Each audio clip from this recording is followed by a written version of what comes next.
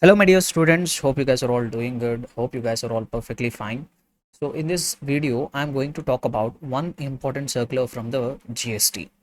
So, this circular is going to be very important from the examination perspective. Why? Because this is one of the recent circular, and this circular is actually from the chapter supply. So, as we all know, in the subject of GST, supply chapter carries a lot of importance. So, the taxable event, the charging section also you can say. So when GST will be levied, when GST will be collected, only when there is a supply of goods and services is happening. So supply under GST, that is going to be that significant chapter in the entire GST concept, which is very important both from the practical perspective and also from the examination perspective. So regarding this supply chapter, there is one important circular, very important from the examination perspective. Definitely a question will come in the examination regarding this circular. So this circular is relating to GST applicability on liquidated damages, compensation and penalty arising out of breach of contract or other provisions of law. So what is the taxability? That means this circular is going to talk about whether GST will be applicable on liquidated damages, whether GST will be applicable for penalties, whether GST will be applicable for any other violation of provisions of the law. So in these circumstances, will those activities fall under the purview of GST, or GST will not be levied on those kind of activities? That's what mainly this circular talk about. See, before we talk about this circular, we need to have some background discussion. We have to go back to schedule 2. We have to go back to schedule 2 before we can understand what this circular is talking about. We need to go a little step back and we need to refer schedule 2. If you remember, we have understood schedule 2 in our regular classes. What does schedule 2 talk about? Schedule 2 is going to tell us whether an activity will fall under supply of goods or whether an activity will fall under supply of services. That confusion will be there. Like for example, if you take restaurant services, if you go and visit a restaurant, see, in the restaurant is a restaurant services involve supply of goods. They will give you food also. Along with that, restaurant is also providing service in the form of ambience, service, etc. So now, when restaurant services are getting provided, will it fall under supply of goods or supply of services? Sir, why it is important to determine whether it is supply of goods or supply of service? Why? Because the rate of GST which has to be charged, that depends on whether the activity falls under supply of goods or whether the activity falls under supply of services. So it is very important for us to know, when an activity is happening, will that activity fall under supply of goods or it will fall under supply of services? That confusion is sorted to some extent by way of schedule 2. So what does schedule 2 talk about? Whether an activity, whether a particular activity will fall under supply of goods or it will fall under supply of services, that is actually explained in schedule 2. So if you have a look at it, if you have looked at schedule 2, so they say whenever there is a transfer in title of goods, if the transfer in the title of goods is happening, that will be supply of goods. If there is a transfer of right in goods or undivided share in goods, that will fall under supply of services. Similarly, if you see second activity, land and building, if any lease, rent of land and building is happening, that will be supply of services. So like this, treatment of process, when you are providing a treatment or when you are doing process on some others goods, that will fall under supply of services. So like this, schedule 2 will try to help us to sort out whether an activity will fall under supply of goods or supply of services. Like as I was talking about restaurant services, so restaurant services, the restaurant service will always be treated as supply of service. So when I told restaurant services, as I have just now told, in the restaurant services, goods also will be provided, service also will be there. So there is a confusion. So in order to sort out that confusion, what schedule 2 has mentioned is, when restaurant services are provided, that will be completely treated as supply of service. That might involve supply of goods. They are serving you the food. Food is a good. So even though goods are involved, but restaurant service we treat it as supply of service. So confusion is sorted out. So that is what the objective of schedule 2. Whether an activity will fall under supply of goods, it will fall under supply of services. To remove that confusion, they have given some rules under schedule 2. See, in this schedule 2, there is one specific thing which we need to focus here. The circular which I am about to explain, that is related to this point, this activity given under schedule 2. So in the schedule 2, para number 5, in the schedule 2, para number 5, if you come to this point number E, they are talking about something, and whatever circular which I am about to talk, what is the main subject matter of this video is a circular, as I have told. That circular's background discussion is that in order to understand that circular, the background knowledge we need to have regarding this particular activity mentioned under schedule 2. So in the schedule 2, point number 5, point E says, agreeing to an obligation to refrain from an act or to tolerate an act or situation or to do an act, those activities will be treated as supply of service. So what they are saying, agreeing to obligation to refrain from an act, agreeing to obligation to tolerate an act, or agreeing to obligation to do an act. If an activity involves these kind of activities, if these kind of things, so I am doing certain transaction in which I agreed to do an obligation, I agreed to fulfill an obligation, that will be treated as supply of service. As a part of some agreement, I am agreeing to tolerate an act, that is also supply of service. Or I am agreeing to refrain. To refrain means to stop doing from some act, that also will come under supply of services. See, this is little bit confusing to understand. So what I will do is, I will explain it with the help of some examples. We'll try to explain it with the help of some examples. So whatever point I have read, it includes 3 activities. Number 1, agreeing to do an act. 3 parts are there. I will try to explain each of this with the help of some good examples. Other one, agreeing to refrain from an act. Refrain means not doing, stopping. Agreeing to refrain, that means I am agreeing to not to do some act. So agreeing to refrain from an act. Other one is agreeing to tolerate an act. Tolerate means what? I am bearing. So agreeing to tolerate an act. So this activity, this particular provision contains 3 parts. If by way of some agreement, if I am agreeing to do an act, that will fall under supply of service. Or I am agreeing to refrain from an act, to not do some act, that is also supply of services. Agreeing to tolerate an act, I am agreeing to tolerate certain activity, that is also supply of services, and that will attract GST. So now let me try to give examples for each and every case. Assume that I am a chartered accountant. One day a client came to me. The client told me, sir, you please file my ITR. In return, I will pay you consideration. I will give you 3,000 rupees of audit fees. You file my ITR. He's a salaried employee. He told me, sir, you please file my ITR.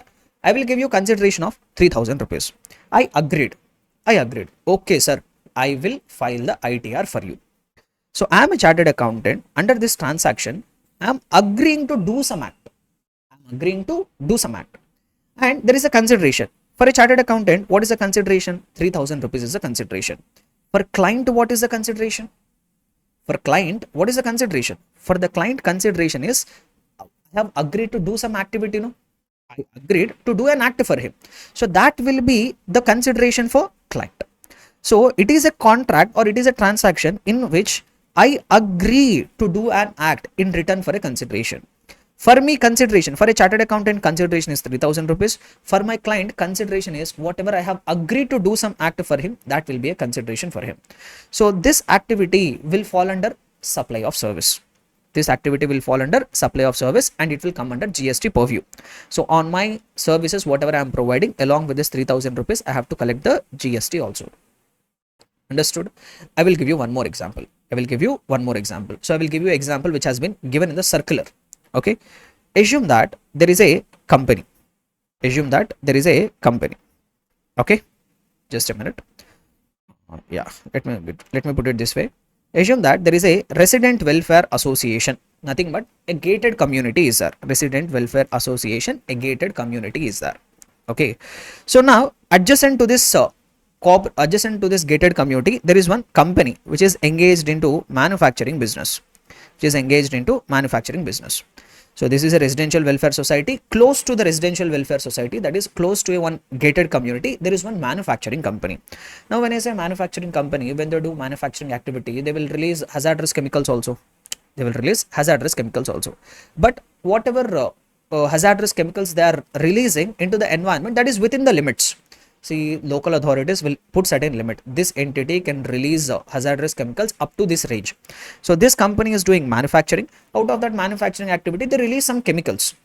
Now this resident welfare association, this gated community, they approached the company and told, sir, you are releasing hazardous chemicals, no? You please install some equipment. To reduce the hazard to reduce that hazardous nature of the chemicals. That means we have this waste processing equipments will be there, some refining kind of plant and machineries will be there.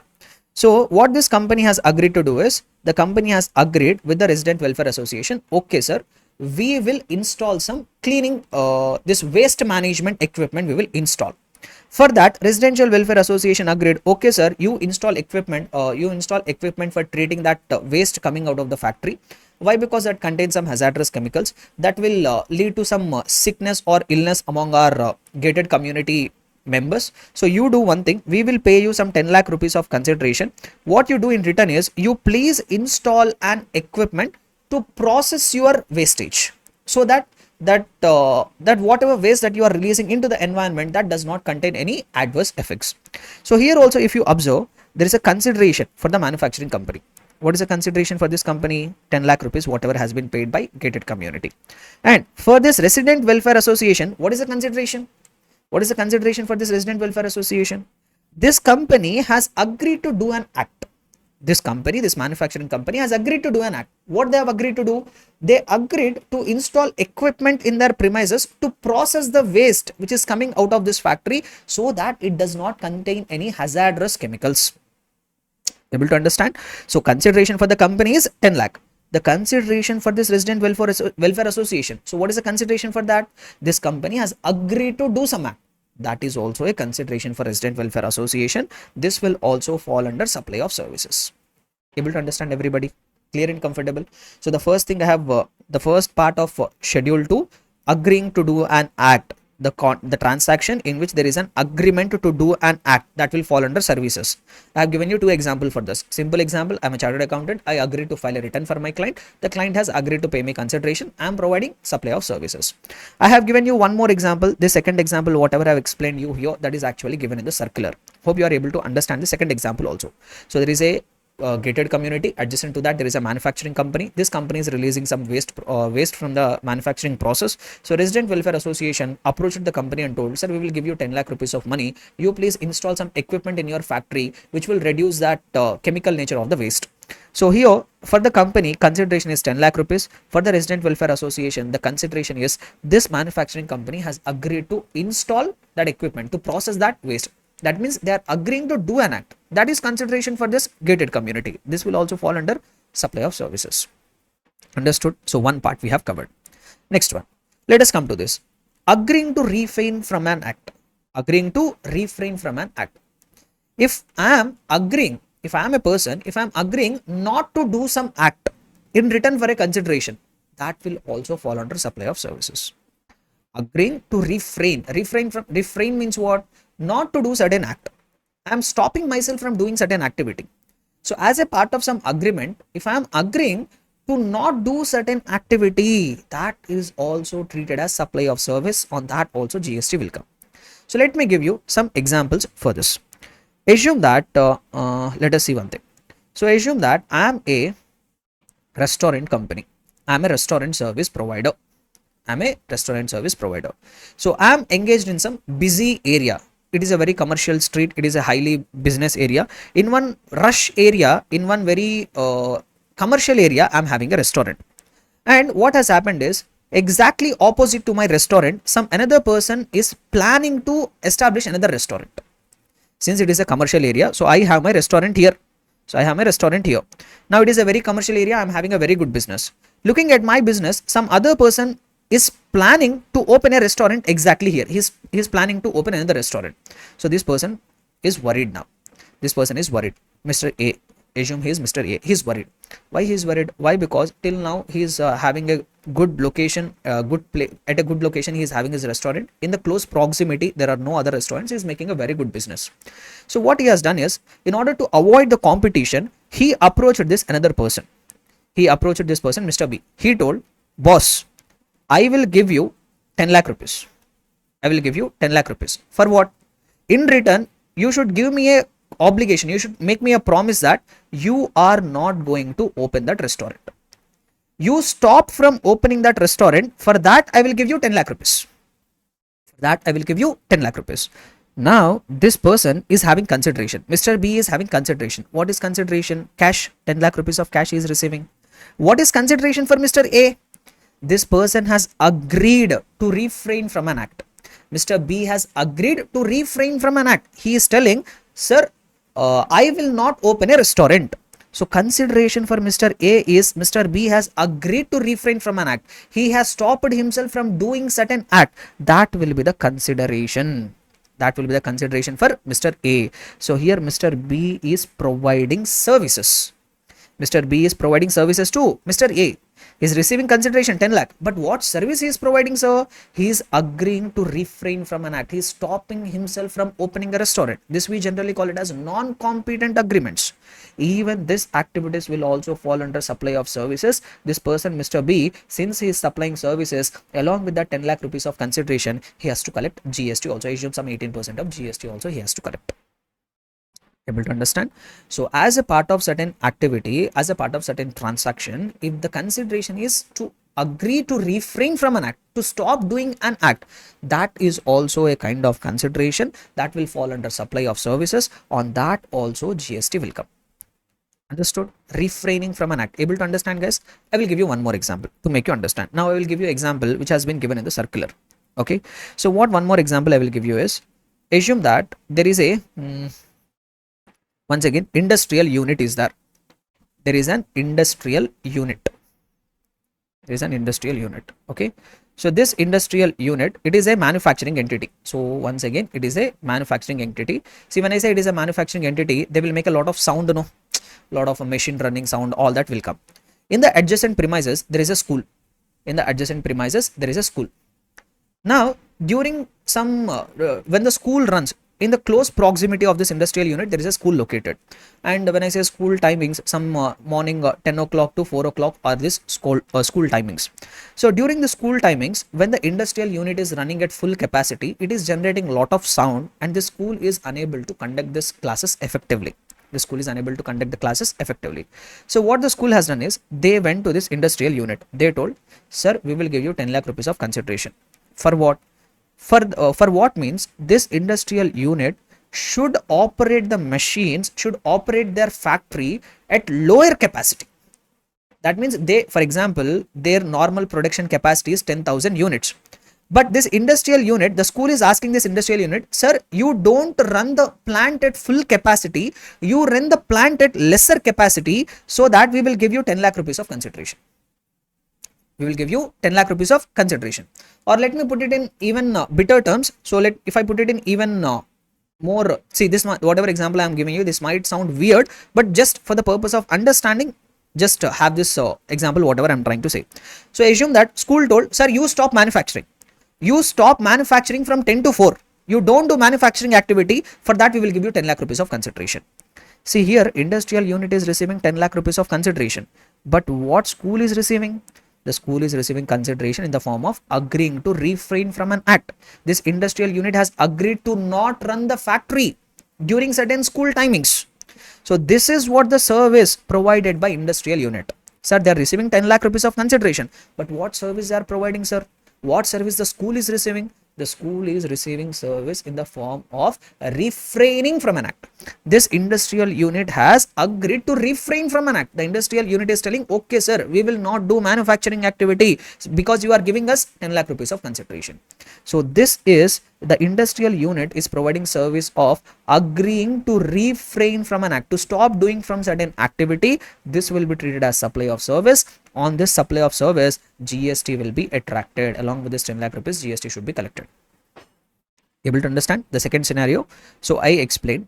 So in schedule T, in schedule 2, one activity is mentioned. In that 3 parts are there: agreeing to do an act, supply of services; agreeing to refrain from an act, supply of services. We have one more component: agreeing to tolerate an act. Agreeing to tolerate an act. Let us try to understand what is this agreeing to tolerate an act. But agreeing to tolerate an act is also supply of service. Let me give you examples, some examples for agreeing to tolerate an act and how this transaction will look like. We'll try to understand it with the help of examples. Guys, able to follow till now whatever I have explained? Now let us come to the last part, agreeing to tolerate an act. So how come agreeing to tolerate an act will amount to supply of services? This I will try to explain it with the help of one small example. So tolerating an act. Assume that I am having a busy shop here. Okay, I'm having one shop here. So let us take, I'm having one jewelry store. So this is the road, this is the main road. So adjacent to this road, I have one jewelry store. Okay, so I'm the shopkeeper, I'm the shop owner, I own this jewelry shop. Now what is happening is, in front of my jewelry shop, one pani puri wala, one pani puri person. So what he is doing is, he has kept his pani puri stall here, exactly in front of my shop. There is one small person, is a small this hawker we call them. So he is every day evening 5 o'clock to 9 o'clock, he is keeping a pani puri stall in front of my shop. See, if I have a shop or adjacent to the road, if someone puts some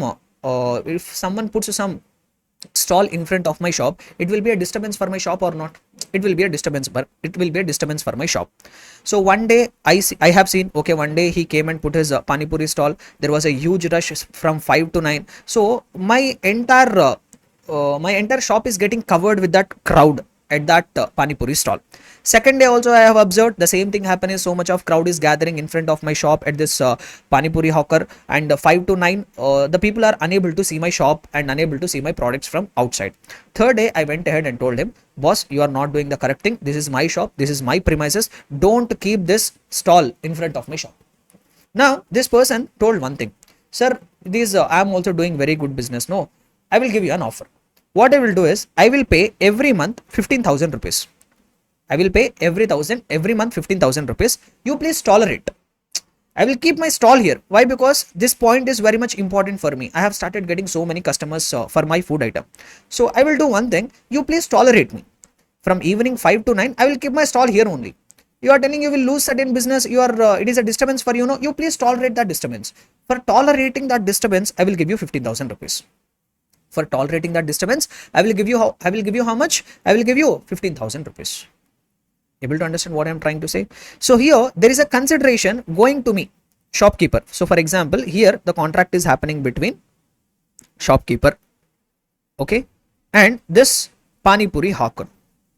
So now this hawker came and told me, sir, I will give you 15,000 rupees. I am receiving consideration as a shopkeeper. But what this hawker is getting in return? Tolerating. As a shopkeeper, I agreed to tolerate the disturbance which is creating in front of my office. I have agreed to tolerate the disturbance which is creating in front of my office. That means I am agreeing to tolerate an act in return for a consideration.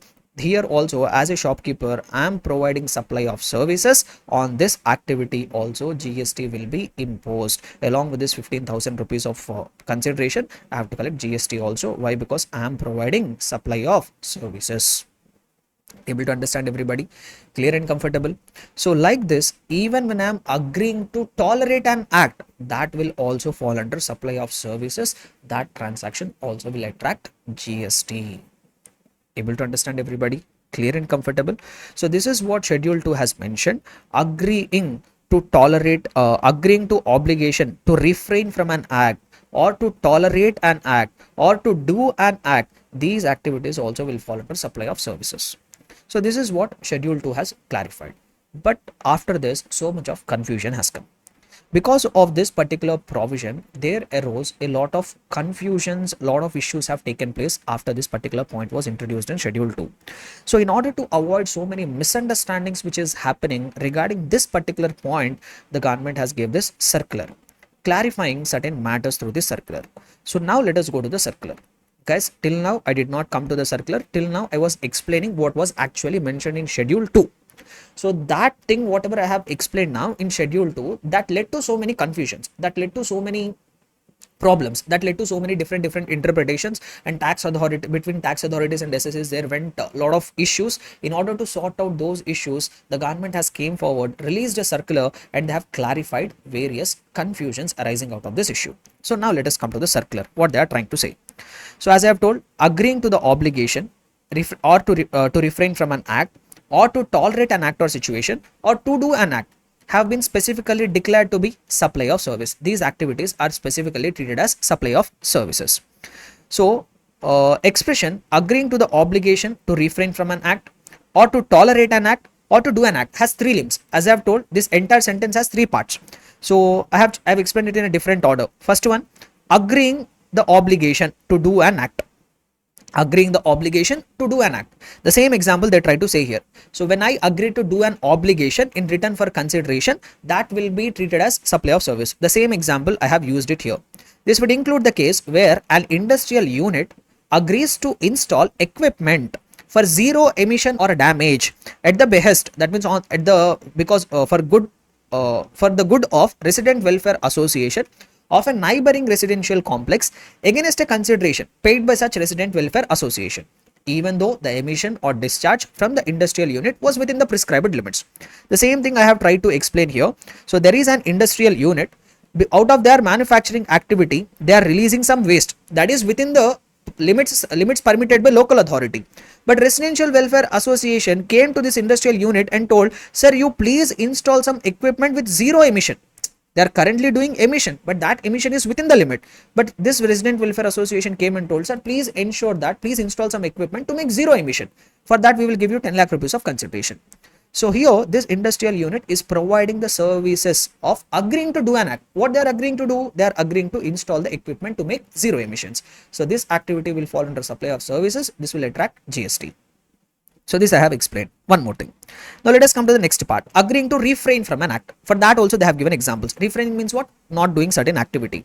Non-compete agreements. I told you restaurant example. I have a very good restaurant business, but someone wants to open another restaurant in my close locality. I went to him and told, sir, I will give you certain amount of money. You please don't open the restaurant. That activities will also fall under supply of services. That we call it as non-compete agreements. Similarly, builder refraining from constructing more than a certain number of floors, even though permitted to do so by the municipal authorities, against a compensation paid by neighboring housing project which wants to protect its sunlight. So what they are trying to say here? See, what they are trying to say here is, assume that there is a builder here. There is a builder here. He is constructing one high-rise building. As per the municipal authorities, he can construct up to 50 floors. The municipal authority has given him the permission to construct up to 50 floors. Adjacent to it, there is another building.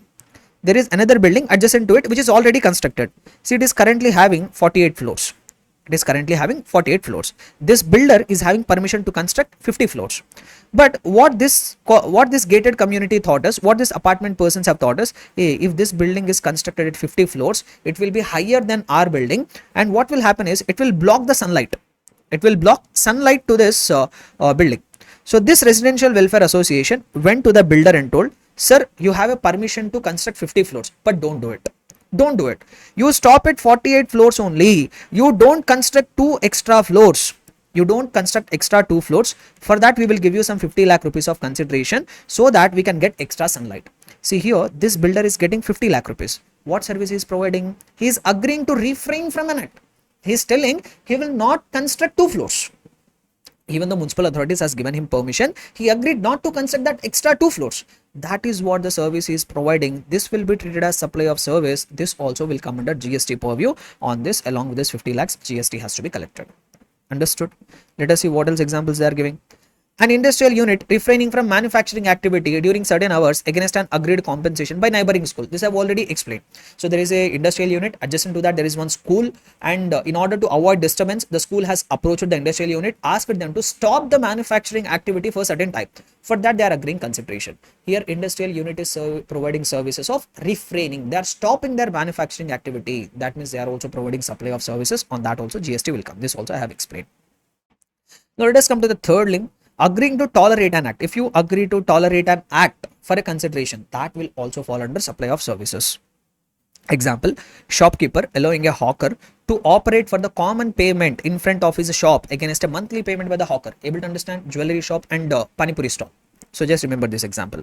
Similarly, a resident welfare association tolerating the use of loudspeakers for early morning prayers by a school located in the colony, subject to the school paying an agreed sum to the residential welfare association as a compensation. See, nothing but once again, so here there is a residential welfare association, nothing but there is one apartment gated community is there. Adjacent to that there is a school. Early morning, this school is conducting morning prayer. This assembly, pledge, all that will be there. No, they will have their morning assembly in the school somewhere around 8 to 8:30. During that morning assembly, they are playing loudspeakers. They are playing loudspeakers. This is the disturbance. This is a disturbance for that gated community. They raised an objection. Now the school came and told, sir, we will give you some 1 lakh rupees per year. So what you have to do is you have to tolerate our disturbance. We know we are creating disturbance. 8 to 8:30 we are having loudspeakers and creating disturbance. But you please tolerate it. For half an hour daily you tolerate it. For that we will give you consideration. Here also this Residential Welfare Association is providing the services of agreeing to tolerate an act. Along on this 1 lakh GST also will be collected. Able to understand? So like this, the activity which has been mentioned in schedule 2 that contains 3 limbs. And there are few more conditions. Sir, you are telling agreeing to do an act, agreeing to refrain from an act, agreeing to tolerate an act, they will fall under supply of service. But the circular says that these activities will fall under supply of services only when they fulfill some conditions. Agreeing to do an act, agreeing to refrain from an act, or agreeing to tolerate an act, these activities will be treated as supply of services, and on that GST will be collected only when certain conditions are fulfilled. Sir, what are that conditions? The conditions are something like this. There must be an express or implied agreement or contract. See, whatever you are agreeing to do an act, whatever you are refraining to do an act, whatever tolerating an act you are doing, that should be out of an agreement. There should be either express agreement or implied agreement.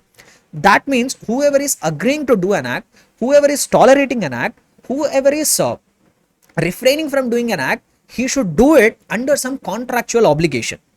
See, if there is no agreement, just as a out of his own choice he is doing. For example, assume that there is a school here. Okay, there is a school. This school, let us consider this example only. See, school is using loudspeaker for their morning prayer. This school did not approach anywhere. This school did not approach Residential Welfare Association. They did not approach this person. So, but what he has done is he agreed. Okay, school no, students will come and have their assembly. Okay, there is no agreement, nothing. The school did not approach to this welfare association. They are tolerating. Out of their broader mind, they are tolerating. Okay, school only, no, let them use the loudspeaker. So they are tolerating. There is no agreement. School did not approach the Residential Welfare Association. They did not approach the school. There is no mutual agreement. They have tolerated. By the end of the year, school voluntarily came and told, sir, you tolerated for 1 year, no, we will give you 1 lakh rupees. Will this be treated as supply of services? No. Why no? Did he tolerate this act out of any agreement? No, there is no agreement. He has done it voluntarily out of his own choice. This activity will not fall under supply of service. This activity will not fall under supply of service. So agreeing to do an act, agreeing to tolerate an act, agreeing to refrain from an act, they will fall under supply of services only when there is a agreement. If I am doing it voluntarily, school did not come and request me, out of I am a good person, I voluntarily tolerated, then they came and gave me the consideration, will that fall under supply of service? No. Why? Because you are not under a contractual obligation. If you have entered agreement well in advance and that's why you are tolerating, that will fall under supply of service. That will fall under supply. So if you are doing it voluntarily without any contractual obligation, just because money is flowing, can we say there is a contract? No, there is no agreement well in advance. So this activity will not fall under supply of service. So the agreement to do an act or to refrain from an act or to tolerate an act, this will fall under supply of services only when it is done as a part of some agreement. There should be agreement, either express or implied. That is one condition. Other one, consideration must flow in return. If there is no consideration, for example, the school came and requested me to tolerate. In return, they are not paying me any consideration. Will it be supply of service? No. If there is consideration, you are tolerating, for that there is a consideration. Then only it will fall under supply of services. No consideration, no supply of service, no GST. The same thing applies for everything. See here, same industrial unit is manufacturing. Residential Welfare Association came to this industrial unit and told, sir, you are manufacturing. No, because of that some emissions are getting released. Why don't you install the equipment to make there is a zero emission? The industrial unit has agreed, but residential welfare did not promise any consideration. Residential welfare just went and requested, sir, you are releasing waste, please install some equipment. Please install some equipment so that emission will be zero, so that our society people will not have any kind of diseases.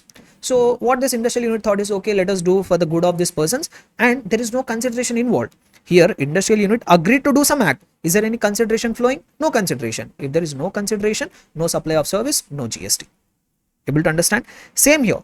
Builder is permitted to construct 50 floors. But this another residential welfare society came and requested, sir, if you construct extra 2 floors, it will be a problem for us. We will not get sunlight, we will not get air. So please stop constructing the extra 2 floors. In return, they did not offer any consideration. This person, out of good heart, he thought, okay, let us for the benefit of this other people, I will not construct extra 2 floor. But he is not receiving any consideration. Will that be treated as supply of service? No. No consideration, no supply of service. Able to understand? So once again, quick recap, guys. See why I'm stressing on this, why I'm explaining in this detailed manner. This particular circular is very, very important from the examination perspective. So that's why I'm repeating these many number of times. So once again, till now, whatever understanding we had, let us have a quick recap. Agreeing to do an act, agreeing to refrain from an act, agreeing to tolerate an act. These activities will be treated as supply of services, and they will come under GST purview only when 2 conditions are satisfied. That activity should have been done. That is either to do an act, or to tolerate an act, or to refrain from doing an act. That should have been done under some agreement, either express or implied. There should be some agreement. That means the person should be under contractual obligation to do it. Number 2, there must be consideration. If these 2 conditions are not fulfilled, that activity will not fall under supply of service. That will remain outside of the purview of GST. Understood? Now, let us come to the most important part of the circular. So now, because of this particular provision, there arose different confusions, like whether liquidated damages on that GST will come or GST will not come. Liquidated damages, whether they will be treated as supply of service, on that whether GST will come or GST will not come. There arose one confusion. What are liquidated damages? This I will explain in a detailed manner with the help of examples. Don't worry. So first, let me set out what this circular is trying to cover. Each and everything I will try to explain in a detailed manner. Please have some patience. So because of this particular introduction of this point in schedule 2, there arose certain confusions regarding taxability of liquidated damages, whether liquidated damages will attract GST or not. There arose a confusion. Similarly, whether check dishonor charges, check dishonor fine or penalty, on that GST will come or GST will not come. That also has been a confusion. Penalty imposed for violation of law. If you violate any law, government will impose a penalty on you. Will that penalty be treated as supply of service, and on that GST will come or not? That came another confusion. Forfeiture of salary or payment of bond amount in the event of employee leaving the employment before the minimum agreed period. On this activity, will there be GST or not? There arose a confusion. Late payment, surcharge or fee, on that will there be a GST or not? There arose some confusion. Fixed charges for power, on that also there arose some confusion. And cancellation charges in case of flight tickets, hotel tickets or accommodation, travel, on that cancellation charges will be there. On that cancellation charges will there be a GST or not? So these are the various issues which came before the government, that government has tried to sort out through this circular. Let us try to understand each and every issue in a detailed manner with the help of some good and easily understandable examples, like the way we have understood till now with the help of very good and common examples. The same way we will try to understand the taxability of all these particular items listed down here. Shall we do it, everybody? Let us start with the liquidated damages. So the first thing which we are going to talk about is about liquidated damages, whether liquidated damages will attract GST. So before we understand whether GST will be applicable on the liquidated damages or not, first we should know what exactly is the meaning of this liquidated damages. Obviously no. So without knowing what exactly is the meaning of liquidated damages, we can't talk about its GST applicability. So what we will try to do is, first we will try to understand what exactly is the meaning of liquidated damages. So in order to make you understand what is liquidated damages, first I will read this point. Liquidated damages are a measure of loss and damage that the parties agree would arise due to breach of contract. They do not act as a remedy for breach of contract. They do not restitute the aggrieved person. Sir, what they are trying to say? So I want you all to focus on one thing. They are telling liquidated damages means what? A measure of loss and damage that will arise to the parties because of breach of a contract. So this I will make you understand with the help of example. Assume that there is a builder. Now there is a landowner. Here there is a landowner. This person is a landowner. Now this builder agreed to construct a building on this land. And initially they have drafted the agreement. This builder made a promise that he will complete the construction of the building within 6 months. He will complete the construction of the building within 6 months. And this landowner told, sir, what if you don't complete the building within 6 months? So this landowner told that, okay boss, you are telling me you will complete the building within 6 months. If you don't complete the building, whatever the date, whatever building you have agreed to construct, if you don't complete this building within 6 months of time, you have to pay me some 1 lakh rupees as penalty. You have to pay me 1 lakh rupees as a compensation for me. So once again, try to understand carefully what I'm trying to say here. So there is a builder, he agreed with the landowner to construct the building within 6 months of time. Initially, they agreed the time limit to get it completed within 6 months. And even in the agreement, they have clearly mentioned that if the builder fails to construct this building within 6 months, he has to pay to the landowner 1 lakh rupees as a compensation. See, if the building doesn't get constructed, he will suffer some damages, no? So this compensation, this measure of compensation, this measure of damage, here this 1 lakh rupees, we call it as liquidated damages. Here this 1 lakh rupees, we call it as what? Liquidated damages. The measure for breach of contract. The contract is to complete the construction of building within 6 months. If you breach it, this person has to pay 1 lakh rupees as penalty. This 1 lakh rupees, we call it as liquidated damages. Let me give you one more example to make you understand. Assume that there is some pharmaceutical company. Assume Dr. Reddy's. This Dr. Reddy's made some research and they introduced a drug to cure certain kind of disease. They have introduced a drug to cure certain kind of disease and they have taken a patent. This patent, they have given it to another pharmaceutical company. Assume some Sun Pharma. So Dr. Reddy's has developed a medicine. They did the research and they found out a drug which could cure certain kind of disease. They took the patent of it. This patent, they have given it as on rent. So temporary transfer of a patent. So they told, sir, we will make you available this patent. Using this patent, what you do is you pay a certain amount of money and you use that patent for manufacturing. So they found out the drug, they took a patent of it. That patent, they have given it on lease to this Sun Pharma, using which they can also produce and sell it.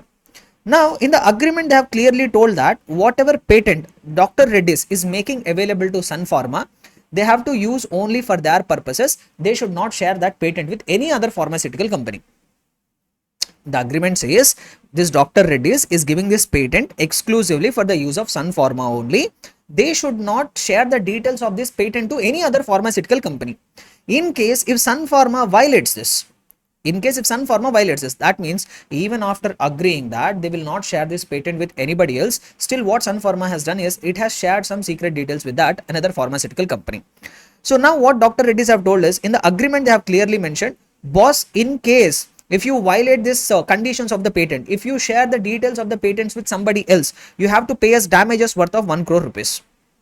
You have to pay us damages of 1 crore rupees. Now what Sun Pharma actually has done is, even after agreeing to this, still they have violated the terms and conditions of the patent.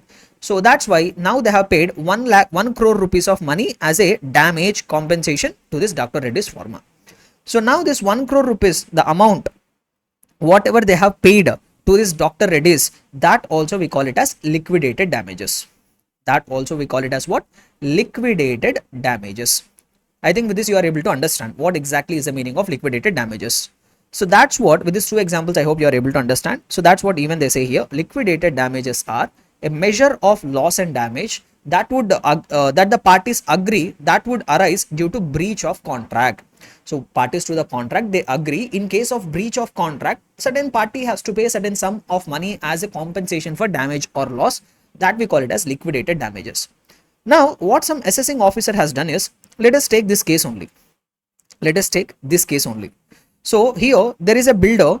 That builder agreed to construct the building to the landowner within 6 months of time, but he was unable to complete that construction within 6 months. As per the agreement, he paid liquidated damages of 1 lakh rupees to the landowner. This person has received a consideration. Now what one assessing officer told is, what one of the GST proper officer told is, boss, this consideration of 1 lakh rupees is flowing from builder to the landowner, and in return landowner is tolerating. What did the assessing officer do the interpretation here? Boss, you have received 1 lakh rupees of consideration. Why you have received this 1 lakh rupees of consideration is because you are tolerating the delay in construction. Since the construction is getting delayed by 1 more month, you are tolerating it. Since you are tolerating an act, for that you are receiving a consideration of 1 lakh rupees. That means you are agreeing to tolerate an act. This will fall under supply of services. On this 1 lakh rupees, you have to collect the GST and pay it to the government. This is what one proper officer told. Able to understand what I'm trying to say? So like we have discussed at the beginning, schedule 2, they say that agreeing to tolerate an act that will form part of supply of service. The proper officer did the same interpretation here also. So you are receiving 1 lakh rupees of consideration. In return, you are agreeing to tolerate an act. So that's why this 1 lakh rupees will be the consideration for agreeing to tolerate an act. So this is supply of service. This 1 lakh rupees will attract GST. On this also you have to pay the GST amount. This is the argument of the assessing officer. This is the argument of assessing officer. Now he is demanding payment of GST on this 1 lakh rupees also. So now this landowner told, no, I'm not providing any service. I will not pay any GST. Like this, so many confusions have come regarding GST, regarding liquidated damages. Whether there will be GST, there will not be any GST. So many issues have come. So government want to sort out this issue. What they have told is, see, whatever 1 lakh rupees of consideration this landowner is receiving for delayed construction, he is not receiving it for tolerating, since he is not ready to tolerate. He is receiving this 1 lakh rupees not because he is tolerating. Since he don't want to tolerate, that's why he is receiving this 1 lakh rupees of consideration. Now the proper officer can't say this person has received this 1 lakh rupees of consideration for tolerating an act. No, he is receiving this 1 lakh rupees of consideration because he don't want to tolerate the delay in construction. Able to understand what I'm trying to say? So that's why the government has released a circular and told that this liquidated damages are not a consideration for tolerating an act. These liquidated damages are received for not tolerating the act. So that's why this liquidated damages will not be treated as supply of services. On that, GST will not come. On that, GST will not come. So the point which I want to make here is, what did the circular clarify here is, liquidated damages are not the consideration for tolerating the act. Since you are not ready to tolerate, see, initially when you made an agreement, initially when you are making the agreement, you told the builder you have to complete the construction of the building within 6 months. That means what is your intention while you are making the agreement? Are you expecting to delay the construction? No. When we enter the agreement, as a landowner, what is my intention is, I want to make sure that building construction will happen within 6 months. So that I want to make sure. If there is no penalty, what will happen here? If there is no penalty, what will happen is, this builder will take his own sweet time for completing the construction. So I want to make sure that this builder will construct this building within 6 months. He will stand on his words. He will fulfill his promise. That's why I included that penalty of 1 lakh rupees. So since he did not complete that within 6 months, I'm not willing to tolerate. That's why I will get that 1 lakh rupees of compensation. So that's why whatever consideration this landowner has received, that is not a consideration for tolerating an act. That is a consideration for not tolerating an act. So that we can't call it as supply of service. On that, GST will not come. On that, GST will not come. So the same thing they tried to explain here in the circular. So if you go through that circular, guys, understood the concept? The summary is this: liquidated damages are not liable for GST. This is what the summary that they tried to explain it in a detailed manner. Let us try to understand what exactly they try to say here. So it is common for the parties entering into a contract to specify in the contract itself the compensation that would be payable in the event of breach of the contract. In most of the commercial transactions, this will happen. In the agreement itself, they will mention, in case if one of the party breaches the terms and conditions of the contract, certain amount of penalty will be payable. It is quite common in most of the agreements. Liquidated damages, this is very important point. Liquidated damages cannot be said to be a consideration for tolerating the breach or non-performance of the contract. You can't say when a party has received the liquidated damages, it is not for tolerating an act. It is received for not tolerating an act. They are rather payments for not tolerating the breach of contract. So payment of liquidated damages stipulated in a contract is to ensure performance and to deter the non-performance, unsatisfactory performance or delayed performance. What is the meaning of this is, see, when I include this in my original contract, when I am including that, if you make a delay of 1 month, you have to pay 1 lakh rupees. What is my intention of including that clause? I want to make sure that the builder will stand on his words and he will complete. If there is no such clause, this person will take his own sweet time. He will deter the performance. He will delay the performance. I don't want that to happen. I want to make sure that this party will complete the construction within 6 months. With that intention, I have included this compensation. Next one. So this fourth point, I have already read it. Next one. A contract is entered for execution, not for its breach. See, when we have entered into this contract, is our intention is to get the completion of the contract within 6 months, or we are entering this contract for breaching? No, when I entered the contract to complete the building within 6 months, my intention is to complete it. My intention is, okay, I will breach, this builder will breach within 6 months so that I can receive the compensation. That is not my intention. My intention of adding this in the clause is, I want to make sure that the builder will complete his performance within 6 months. That is what my intention, not to collect the compensation. That is not my intention. I want to make sure that performance of the contract happens within the prescribed time limit. Next one. The liquidated damages or penalty are not the desired outcome. I am not entering in the contract to receive the compensation. I am entering into the contract to ensure the performance. By accepting the liquidated damages, the party aggrieved by breach of contract cannot be said to have permitted or tolerated the deviation or non-fulfillment of the promise. If one of the party receives the liquidated damages, we can't say that person is tolerating. Since he is not willing to tolerate, that's why he has received the compensation. Next, few more things they say there, where the amount paid as liquidated damages is only is an amount paid only to compensate for injury, loss or damage suffered by the aggrieved party due to breach of the contract, and there is no agreement express or implied by the aggrieved party receiving the liquidated damages to refrain from an act, tolerate an act, etc., etc. See, what is the summary of this entire paragraph is, this is the last point. This is the main point in this here. Liquidated damages do not constitute a consideration for a supply and are not taxable. This is what you have to remember. You need not write all these things in a detailed manner in the examination. Just you have to remember the gist of the main provision here. So if you receive the liquidated damages, that will not constitute consideration for supply, and hence liquidated damages are not taxable. Even they have given various examples also here. Damages resulting from damage to property, negligence, piracy, unauthorized use of trade name, copyright, I told you, patent. So if I am including it in the contract itself, if you make any unauthorized use, you have to pay me compensation. So actually the party has misused it. I am receiving liquidated damages. Can I call that as a supply of service? No, that is not a supply of service. Similarly, damage to property. What is this damage to property? Take for example, I have a car. I gave the car on rent to one of the person. I gave this car on rent to another person. He is my customer. I told in the agreement that you are taking my car on rent, you should not do any damage. In case if my car gets any damage, he has to pay me some penalty. He has to compensate me the damages. So in case if the car is damaged because of during that process of rent, he has to pay me some 10,000 rupees. This is mentioned in the agreement.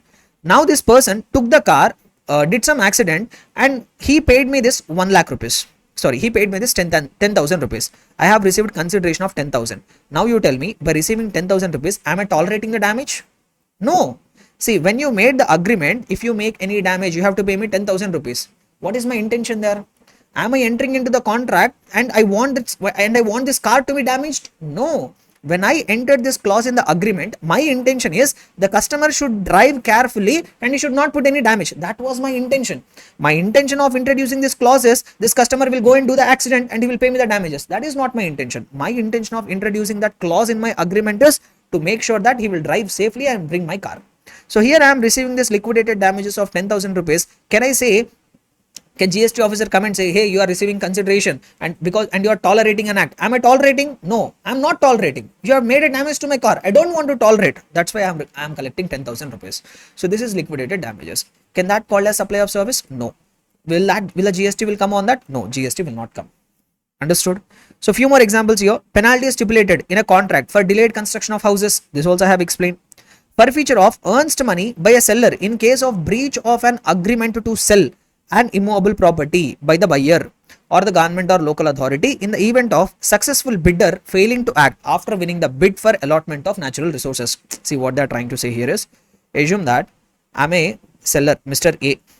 There is a buyer. Okay. So I am selling him a piece of land. I agreed to sell him a piece of land.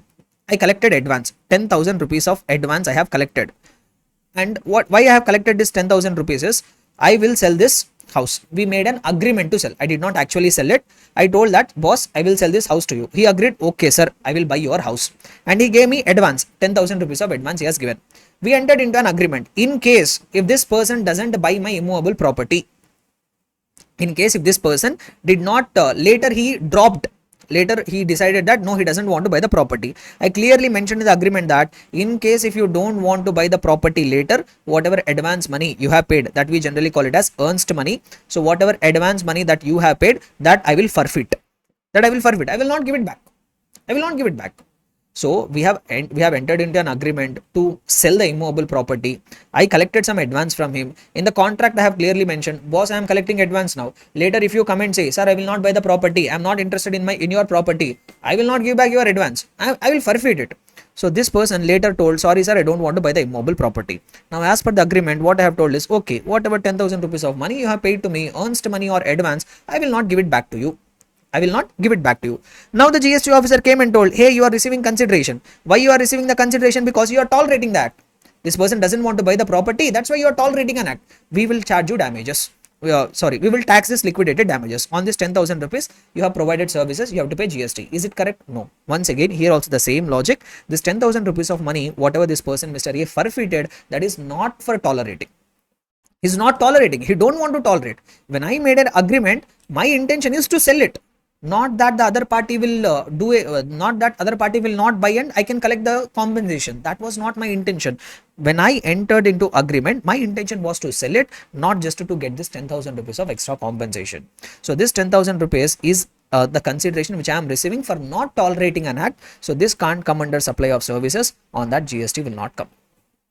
Able to understand? Same thing, assume that the government has called for tenders. The government has called for tenders. There is one highest bidder. He told he did a highest bidding and the government offered the contract to him. So government want to construct some road. They called for a tender. So many people have given their tenders. This person is the highest bidder. The contract was offered to him. Now generally what the government will do is, before they offer the contract, they will collect some advance. There also we call it as earned money. So 1 lakh rupees of advance they have collected from this highest bidder and they offered the contract to him. Later this person came and told, sir, I am not interested in this property. I am not interested in this contract. I will drop from this contract. This person is the highest bidder. He got the contract. Later he is telling, sir, I am not interested, or because of some reason I am unable to execute this. Contract. I want to drop out of this contract. Now the government in the agreement itself they have mentioned, if this highest bidder doesn't take up the contract later, they will forfeit this 1 lakh rupees of compensation. Whatever advance they have collected, they will forfeit it. So here also this 1 lakh will take a shape of liquidated damages only. Can the proper officer come and say, hey government, you have collected consideration. Why you have collected? Why? Because you are tolerating an act. Can the government come? Can the GST department come and say no? Why? Because whatever this 1 lakh rupees forfeited by the government, that is not for tolerating. Because when they entered into when they offered this contract to the other person, the intention is to make sure that he will come and fulfill it. Not the intention of the government is not that this person will make a violation and they can get this 1 lakh rupees. That was not the intention. The intention of the government is to make sure that this person will fulfill his performance, but he is not doing it. The government is not ready to tolerate. That's why they have collected this 1 lakh rupees. They have forfeited this 1 lakh rupees. So this is the nature of liquidated damages, not for tolerating any act. This can't be called as supply of services. On that, GST will not be levied. They are outside of the purview of GST. Able to understand? So these are the various cases of liquidated damages. The summary is this, guys. Liquidated damages are outside of the purview of GST. Liquidated damages are not any compensation for tolerating. Liquidated damages will be collected by the party because they are not ready to tolerate. That's why they will collect the damages. So liquidated damages can't be called as consideration for tolerating an act. They will not be coming under supply of services. On that, GST will not come.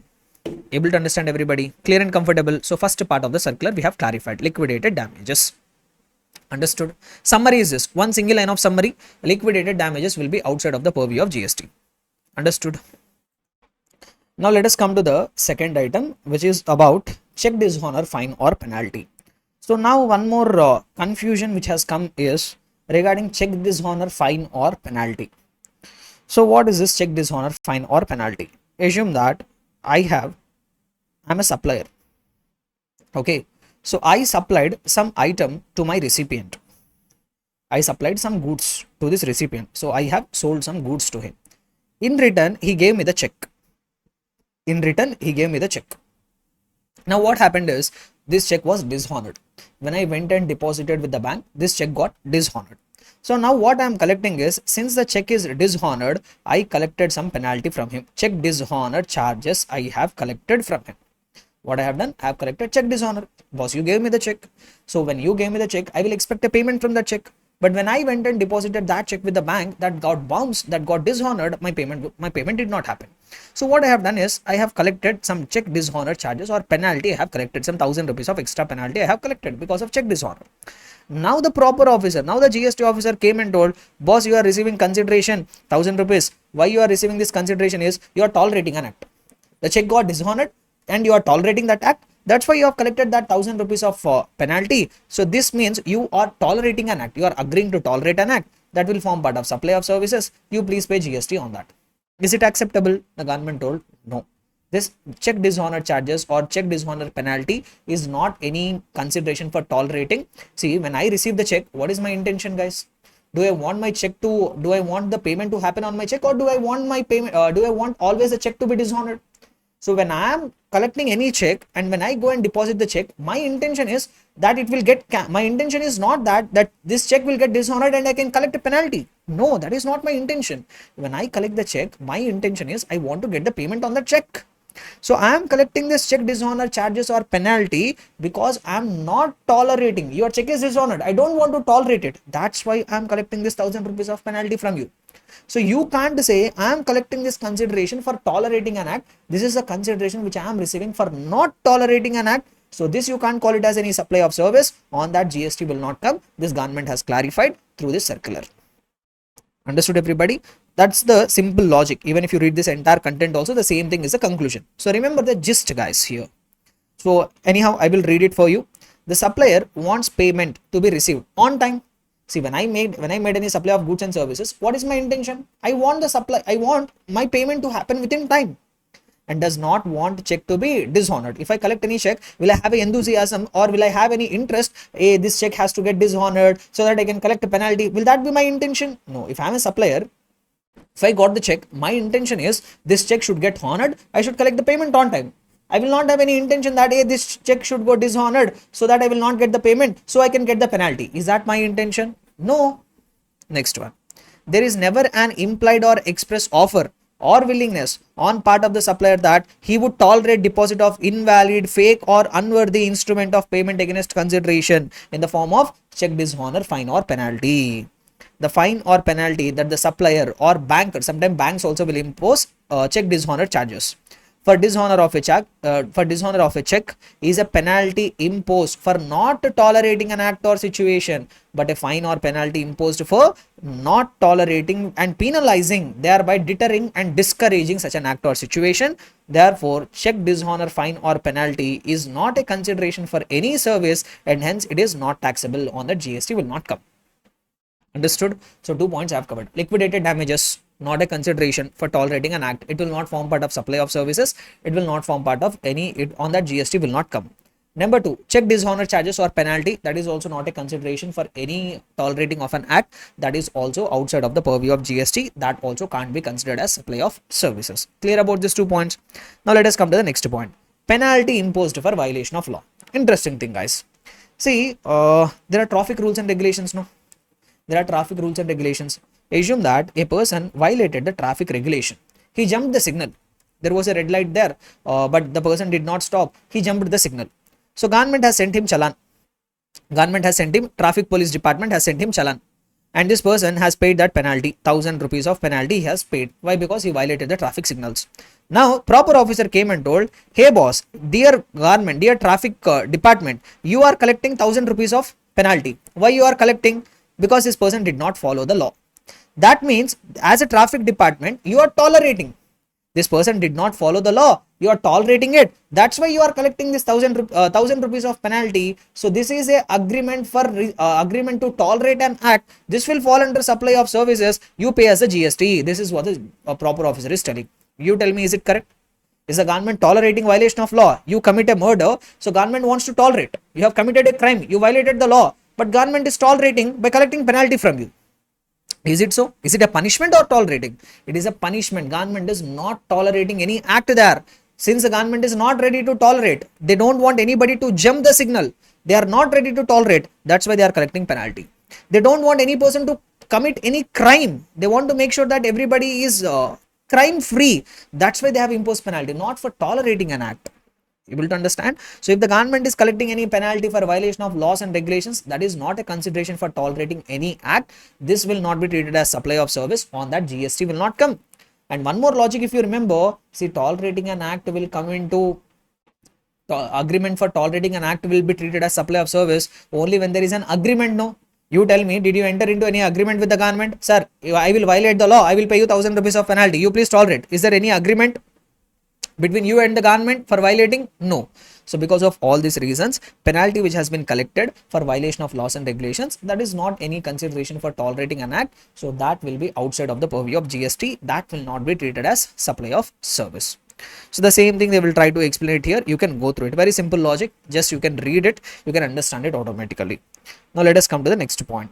Forfeiture of salary or payment of bond amount in the event of employee leaving the employment before the minimum agreed period. So now what is this? See, generally in the companies, especially in the software companies, when they hire the employees, there will be a concept called notice period. So assume that there is some X Limited IT company is there. One person has joined as an employee. There will be employee agreement, no? There will be a contract of employment between the employer and employee. In the agreement, they have told that if this person is resigning, if this person wants to leave the company, he has to give 3 months of notice. He has to give 3 months of notice. Then only he can resign. Or some companies will say that you have to work under this company for minimum 1 year. Within 1 year, you can't resign. So like this, between the employer and the employee, there will be certain terms and conditions. So like if you want to resign the company, you have to give 3 months of notice period. That means you have to inform the company before 3 months, serve the balance 3 months, then you have to resign. Or sometimes the companies will say you can't resign from this company up to 1 year. 1 year you have to work there compulsorily.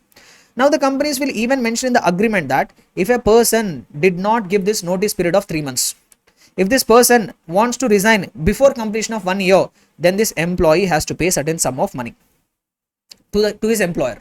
In the agreement, they will clearly mention, boss, if you want to resign early, you have to give 3 months of notice. But if you don't want to serve 3 months of notice, you pay us the money. Similarly, you have to say you can't resign from the company up to 1 year. From the date of appointment up to 1 year, you should not resign. In case if you violate this rule, no, you have to pay us some amount of money. So now what actually happened is this person has resigned. Assume that the contract contains he can't resign up to 1 year. What this person is doing is within 9 months only he is resigning. Now as per the agreement, since he is resigning early, what he has to do is assume that as per the agreement he has to pay them 3 months of salary. Generally 3 months of salary he has to pay. Now he has paid 50,000 rupees of money because he violated the terms and conditions of the agreement. Now proper officer told, now once again GST officer came and told, boss, dear company, you are receiving 50,000 consideration and you are tolerating. This employee is leaving before his term. You are tolerating. So that's why you are agreeing to tolerate an act. This is a supply of service. You pay GST on this 50,000 rupees also. Proper officer told. So this also has created a lot of confusion. The government came here and told, boss, when the companies are including these kind of clauses in the employment agreement, the intention of the company is not that at the time of this agreement, when they have introduced these kind of clauses in the agreement, the intention of the company is not that a employee will leave the organization, we can collect the penalty. That is not the intention. See, why they are implementing this clause in this employment agreement is because they want to make sure that the employees, whomever they are recruiting, they will be serious.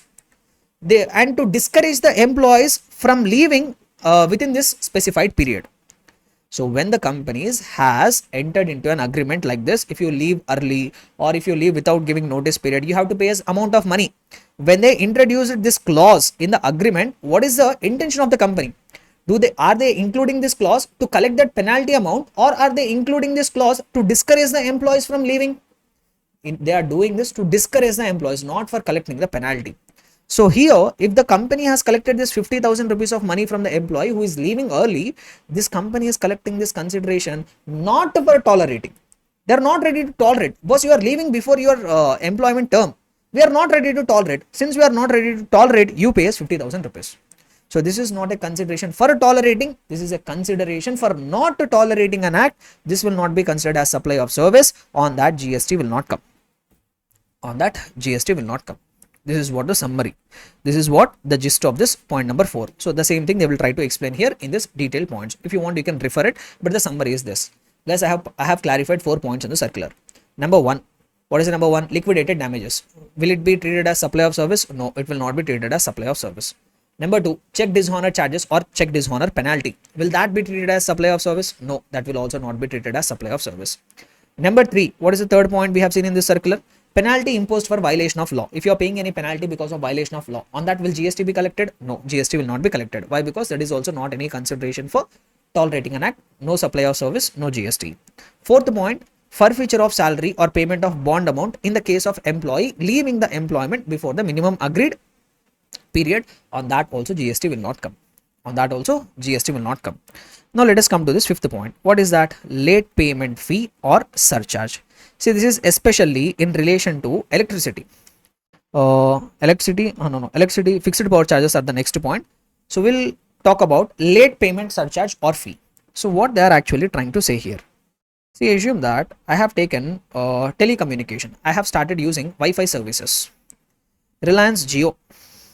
So there is a Reliance Jio service provider. I have taken their fiber net service. So I am a customer of Reliance Jio. I am availing Wi-Fi services from them. I have the plan which I have availed is every month 500 rupees Wi-Fi charges I have to pay.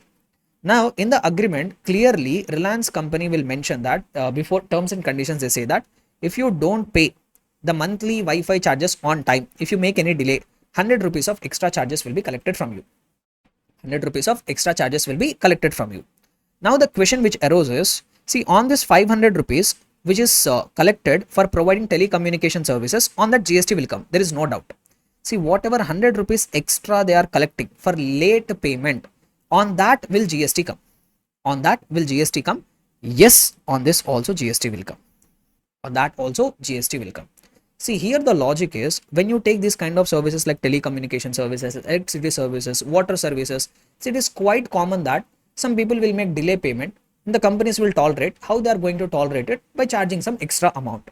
So here you can say that in these kind of companies like telecommunication companies or water service providers, electricity service providers, see, whatever money principal for providing the main service, they will collect 500 rupees is for providing Wi-Fi services. If you make any delayed payment, they will charge you extra 100 rupees.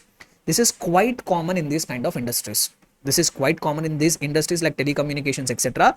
And there, this is actually for tolerating an act. Here, these kind of companies are actually tolerating an act. Why? Because it is quite common in these kind of telecommunication companies, cable companies, or Wi-Fi companies. In these kind of companies, it is quite common. It is quite common that most of the people will not make the payment on due date and they will generally pay it late by adding some extra charges. So these extra charges are in the nature of tolerating an act. So this will on this GST will come. Sir, at what rate GST will be collected on this late fee, sir? On the same rate, whatever rate that is applicable for a principal supply. For example, principal supply is Wi-Fi services. If Wi-Fi services attract 18% of GST, the same GST will be collected even on that late fee or surcharges also. Able to understand, everybody? So here under fifth point, yes, on that GST will come. Late payment, surcharge or fee, that is actually for tolerating an act. On that GST will come. That becomes supply of service. And at what rate GST will be collected? GST will be collected at the rate which is applicable for main supply. Understood? So if you start reading it, the facility of accepting late payments with interest or late payment fee, fine or penalty is a facility granted by supplier, naturally bundled with the main supply. See, it is like the supplier is providing two services. He is telling, boss, if you make the payment on due date, we will collect 500. If you make any delayed payment, we will collect extra 100 rupees. Initially only he will say. That means he is giving you main service of Wi-Fi and he is also agreeing to tolerate. He is telling, if you want to make the payment on or before 10th of the next month, you pay only 500. If you want to make the payment late, then also we will accept the payment, but you have to pay me some extra. Able to understand the difference here? If you make the payment on or before 10, then you have to pay 500 only. We are giving you one more option. You can make a payment even late also, but pay some extra late fee of 100 rupees, then also we will accept the payment. We will not cut your connection. We will still accept your payment, but you have to pay us extra charges. So here, whatever late fee they are collecting, that is actually the consideration for tolerating an act, and you can call it as it is a composite supply. They are providing Wi-Fi services. Along with that, they are agreeing to tolerate an act which are naturally bundled. Why? Because most of the service providers will do it. See, if you take telecommunication only, Reliance Jio will offer this service. Same kind of services will be provided by Airtel also. If you make delayed payment, you add some extra late fee and they will accept the payment and give you the connection. So most of the companies will do it. So it is like two supplies naturally bundled. So it will be a composite supply, and this entire value of supply will attract GST, which is applicable for principal supply. In our case, principal supply is Wi-Fi service. If that attracts 18% of GST, even on the late fee also the same rate of GST will be collected. Understood? So that's what they say here. It is not uncommon or it is not unnatural. That means it is common and natural for customers to sometimes miss the last date of payment of electricity, water, telecommunication services, etc. Almost all service providers across the world provide the facility of accepting late payments with fine or penalty. Even if the service is described as service of tolerating the act of late payment, it is an ancillary supply naturally bundled and supplied in conjunction with principal supply. Like the way I have told, principal supply is Wi-Fi service. This agreeing to tolerate an act is naturally bundled with the principal supply. So it becomes a composite supply. Entire value will attract the GST at the rate applicable for principal supply. So the same thing they say here. They are naturally bundled and supplied in conjunction with the principal supply, and therefore it should be assessed as a principal supply. Since it is ancillary to and naturally bundled with the principal supply such as of electricity, water, telecommunication, cooking gas, insurance, etc., it should be assessed at the same rate which is applicable for principal supply. However, the same cannot be said for check dishonor fine. This I have already covered. When penalty is collected for check dishonor, check dishonor penalty, check dishonor charges, that is not tolerating, because when you collect the payment, your intention is to collect the payment on time. If the check is getting dishonored, there you are collecting penalty, not for tolerating. So that will not be treated as supply of service. On that GST will not come. But whatever late fee you are collecting, that will be treated as tolerating an act, and on that GST will be levied at the rate which is applicable for principal supply. Understood? Next. Now we'll come to the next point, fixed charges for power. See, what is the issue here is, you all know that, assume there is a electricity distribution unit. We have electricity distribution unit now. They will provide electricity connection to our house. So I am a person, I am having a electricity connection. Guys, if you remember, in the electricity connection, there will be two components. Every month they will give you bill, no? Electricity bill they will give. In that electricity bill, two components will be there. There will be something called fixed charge. There will be variable charge. For example, if you consume certain quantity of electricity, assume that you have consumed some 1000 units of electricity and per unit charge is 3 rupees. The electricity bill will be 3000 rupees. In one particular month, you did not use even a single unit of electricity also. In one particular month, you did not use even a single unit of electricity also. But still, when the bill is getting generated, there will be something called minimum charges. Whether you use it or don't use it, minimum assume 300 rupees you have to pay. Minimum 300 rupees you have to pay.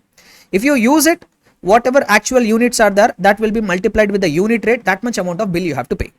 Even if you don't use the electricity connection, still you are required to pay minimum charge. Now, the issue here is, generally electricity services are exempted. The sale of electricity is exempted on the GST. It is outside of the purview of GST. The government told we don't want to charge GST on electricity. So whatever consideration which is whatever services that are provided by electricity distribution units by way of supply of electricity, on that GST will not come. That is exempted. But one proper officer, one GST officer, very intelligent fellow, what he told us, boss, in the electricity bill, two components are there, no? One is variable charge. That means if you consume electricity, number of units into per unit rate, that much amount of you have to pay. Yes, that is electricity charges that will get covered under exemption. On that GST will not come. But if you don't use the electricity, still you are required to pay minimum charges, no? Still you are required to pay minimum charges. One proper officer told that this minimum charges you are paying to the electricity department. Why? Because electricity department is tolerating.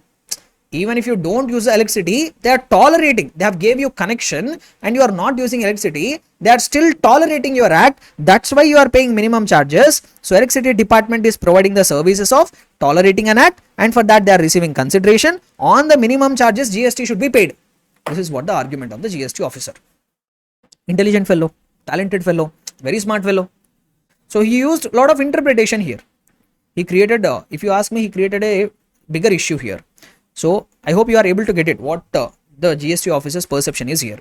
He's telling that if electricity bill is actually, if electricity is actually consumed, if you have used it, number of units of electricity consumed per unit charge, that much amount of bill you will pay.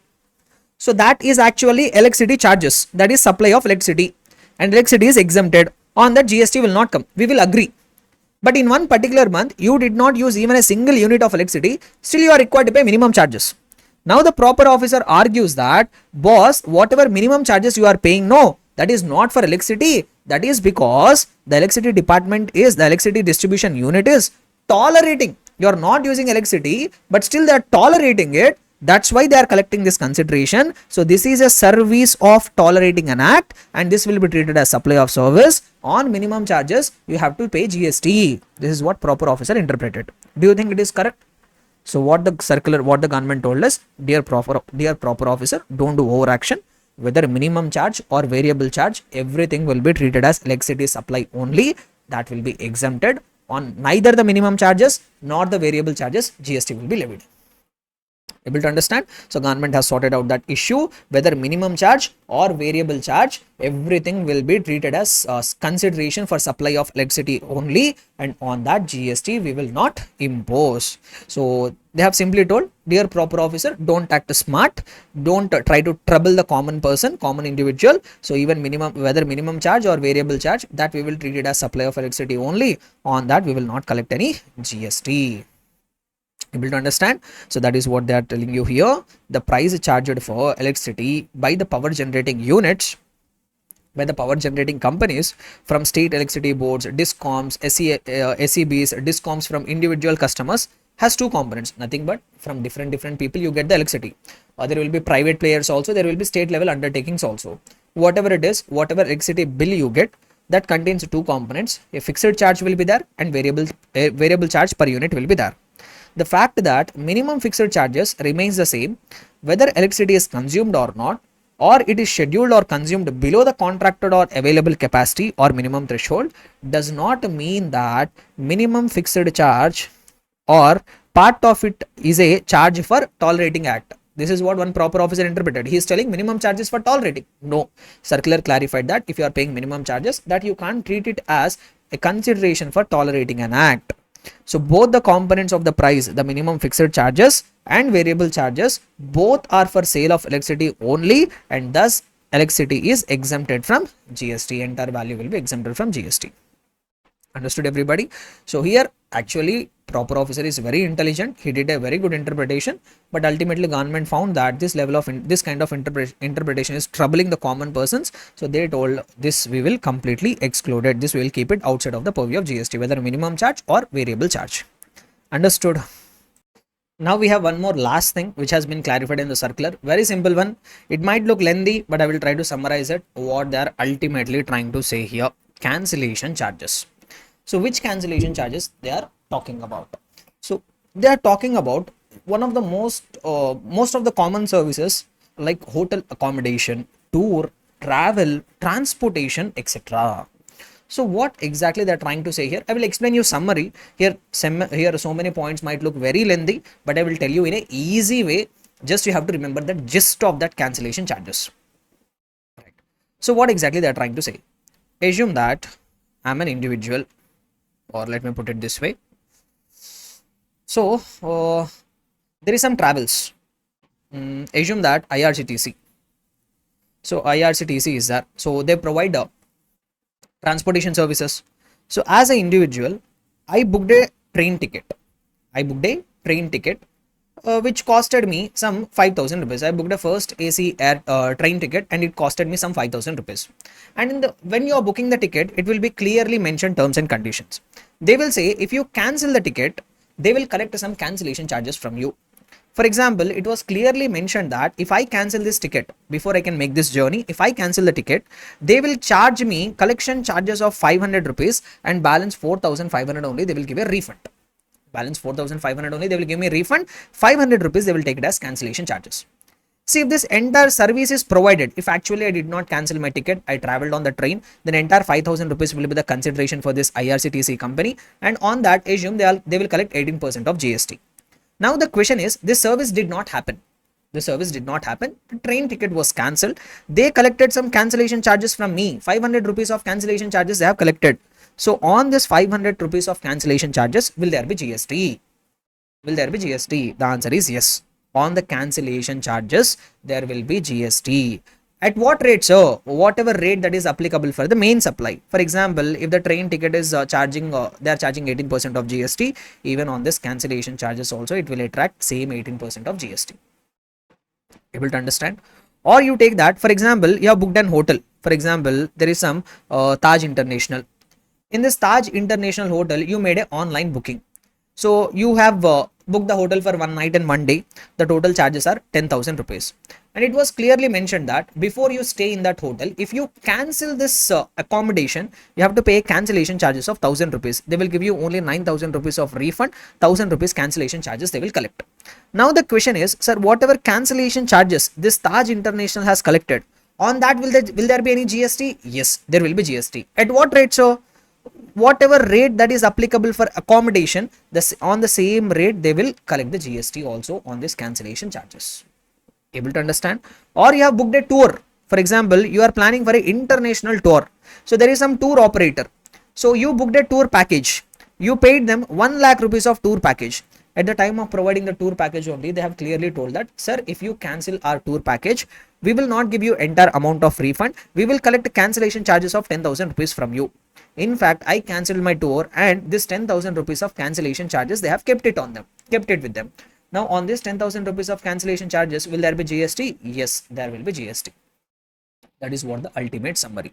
So when it comes to cancellation charges, on the cancellation charges, there will be GST, and the rate which is applicable for the main supply, the same rate will be applicable even on the cancellation charges also. This is what the circular tries to mention here.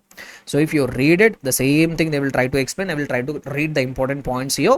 It is a common business practice for supplier of services such as hotel accommodation, tour and travel, transportation, etc. to provide the facility of cancellation of the intended supplies within a certain time period on payment of cancellation fees. See, all the service providers will do, all the tour operators or the airline companies, IRCTC or bus transporters, hotel accommodation, everybody will provide these kind of services where they will let you book the package.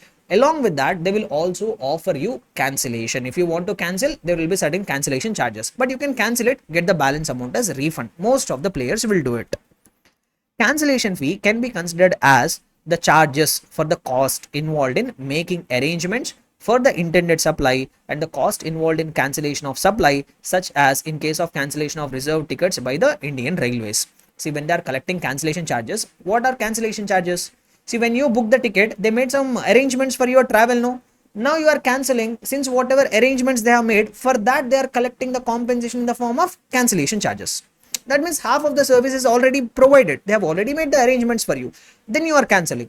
So that is like that cancellation charges are like consideration for providing service only. On that cancellation charges also GST will be levied. Services such as transportation, travel and tour constitute a bundle of services. The transportation service, for instance, it starts with booking of the ticket for travel and it will last at least till the exit of the passenger from the destination terminal. So if you take transportation services, so many bundle of services are provided here. From the type, if you take airline company, so it is a package of service. From the moment you board a flight till you get out of the flight at the departure terminal, till that so many services are packaged. Like they will give you, they will provide you facility. They will give you waiting room facility. During the travel, they will offer you some food. So, and along with that, cancellation is also a part of package.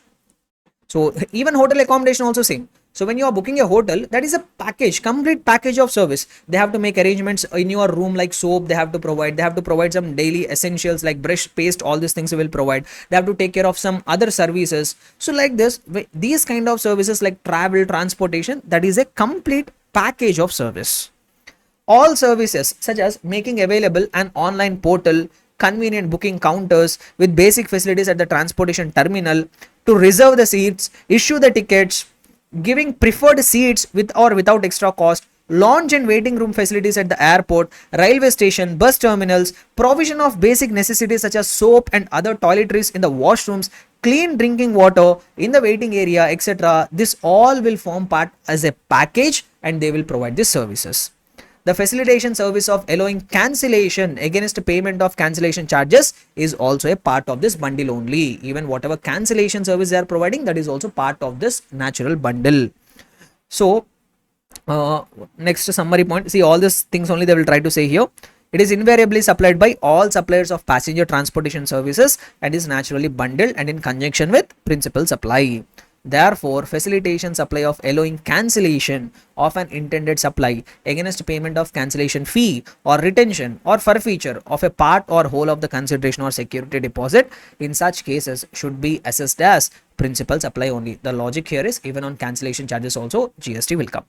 For example, cancellation charges of railway ticket for a class that would attract GST at the same rate as applicable to class of travel.